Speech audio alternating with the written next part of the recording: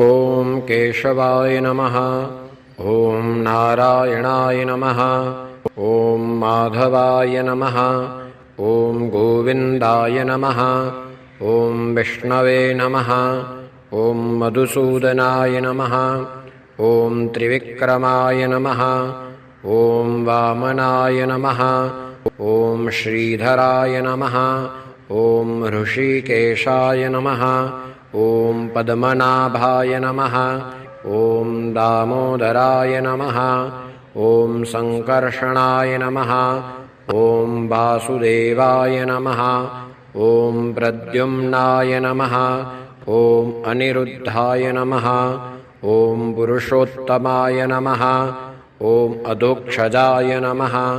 ॐ नारसिंहाय नमः। ॐ अच्युताय नमः।